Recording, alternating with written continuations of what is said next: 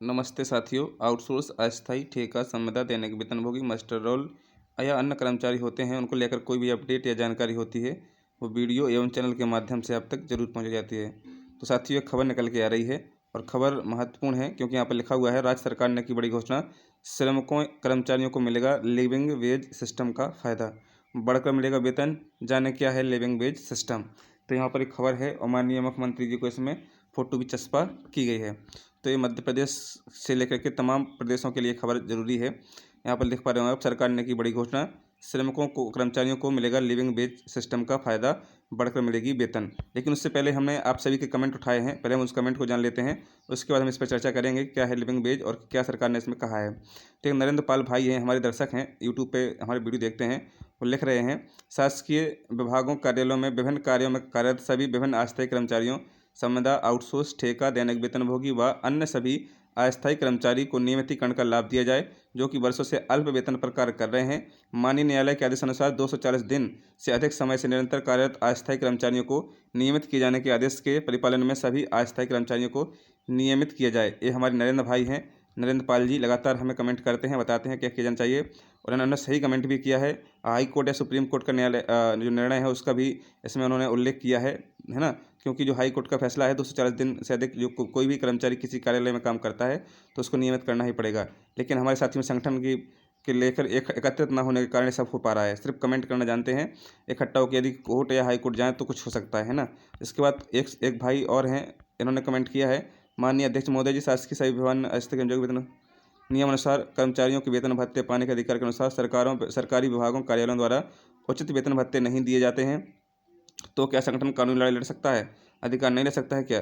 क्योंकि आज की सरकारें अस्थायी कर्मचारियों का शोषण ही कर रही हैं। आज सरकारें किसी को ना है ना ही है ना। तो इन्होंने इस प्रकार से कमेंट किया है। एक भाई कमेंट कर रहे हैं, जरूर हम ठेकेदारी वालों को हाल तो बेहाल है ना, हम खुश ना हमारे बीवी बच्चों का कोई फ्यूचर, बस हर दिन घर में ही लड़ाई कर लेते हैं। इससे अच्छा तो हम संगठन के साथ खड़े होकर अपना बलिदान ही देते हैं। अब जो भी सरकार बने हमें 20,000 प्लस वेतन दे, या फिर जैसे हमारा वेतन है वैसे ही हर कर्मचारी को 8 से 10,000 रुपये ही दे, सभी का वेतन कम कर दो। तो इन्होंने अपनी राय रखी है, ये हमारे भाई हैं। उसके बाद एक भाई ने और कमेंट किया है, उन्होंने कहा, सर हमारा न्यूज़ टेंडर 1 अप्रैल से हुआ है, हम 220 केवी जुलबार्निया बड़वानी जिले में सिक्योरिटी गार्ड के पद पर हैं। टोटल डिवीजन में 47 गार्ड हैं। ट्रेनिंग सर्टिफिकेट के नाम से हमसे ठेकेदार एक गार्ड से 15,000 रुपये मांग के ले गया, लाखों रुपए हमारे डिवीजन से ले गया, बोला अगर नहीं दोगे तो नौकरी से निकाल दूंगा। तो ये स्थिति हमारे आउटसोर्स कर्मचारियों की है, जिसमें ठेकेदार द्वारा 15,000 रुपये लिए जाते हैं और धमकी अलग से दी जाती है कि हम आपको नौकरी से निकाल देंगे। तो ये हमारे साथी कमेंट करते रहते हैं। यदि आपका भी कोई कमेंट है, समस्या है, तो हमें कमेंट करिएगा, हम आपकी आवाज़ अपने चैनल के माध्यम से उठाएंगे। चलिए अब करते हैं खबर की शुरुआत। क्या खबरें देख लेते हैं। यदि चैनल पर नए हैं तो चैनल को सब्सक्राइब करना मत भूलिएगा, है ना।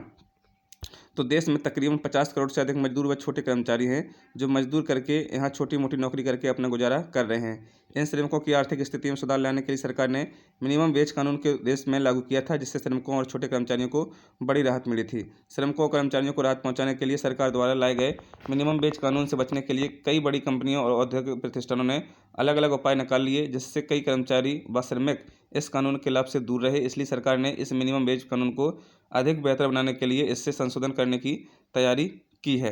कर्मचारियों श्रमिकों को अधिक और स्पष्ट लाभ मिल सके, इसके लिए सरकार ने लिविंग वेज सिस्टम को लागू करने की पूरी तैयारी कर ली है और ये तैयारी काफ़ी राज्यों में हो चुकी है, सिर्फ 4-5 राज्यों को छोड़ करके, है ना। तो यहाँ पर लिखा है, जल्द ही लिविंग वेज सिस्टम को लागू करने की तैयारी है। दरअसल भारत को प्राप्त हुई स्वतंत्रता के बाद से ही देश भर में मिनिमम वेज सिस्टम लागू था, पर इस कानून के तहत प्रत्येक मजदूर तक इसका लाभ स्पष्ट रूप से नहीं पहुँच पा रहा है। इसलिए इस कानून को बदलकर सरकार जल्द ही लिविंग वेज सिस्टम को लागू करने वाली है। बता दें कि बीते दिनों पहले इंटरनेशनल लेबर ऑर्गेनाइजेशन ILO ने लिविंग वेज सिस्टम की वकालत की थी। इसके साथ ही ILO ने लिविंग वेज सिस्टम के संबंध में अहम कदम उठाने और इसे देश में लागू करने के निर्देश दिए हैं। जाने क्या है लिविंग वेज सिस्टम। देश में वर्तमान में मिनिमम वेज सिस्टम लागू है, जिसके तहत श्रमिकों कर्मचारियों को प्रति घंटे मजदूरी अथवा वेतन की गणना उसकी न्यूनतम आवश्यकता, रोटी, कपड़ा और मकान के आधार पर की जाती है। पर सरकार ने इस कानून में कुछ बदलाव आवश्यकता महसूस की है। तो यहाँ पर लिविंग वेज सिस्टम के लिए आवश्यकता आई है और इसको महसूस करके इसकी जो घोषणा है वो चेंज करने की बात कही गई है। तो मध्य प्रदेश में भी लिविंग वेज सिस्टम लागू होगा अगले साल से, ऐसा सुनने में आ रहा है। लेकिन क्या कर सकते हैं, देखते हैं कब तक ये लागू होता है और इससे क्या क्या फ़ायदे होते हैं। यदि आपको इसके बारे में कुछ जानकारी है तो हमें कमेंट बॉक्स में ज़रूर बताइए और हमें बताइए क्या सिस्टम है, क्या लागू हो सकता है, कैसे फ़ायदा होगा हमारे श्रमिक भाइयों को या नहीं होगा। तो साथियों, आज की वीडियो में इतना ही। मिलते हैं नई वीडियो में नई अपडेट के साथ। जय हिंद, जय भारत। चैनल पर नए हैं तो चैनल को सब्सक्राइब जरूर करिए। कमेंट बॉक्स में अपनी राय ज़रूर दीजिए।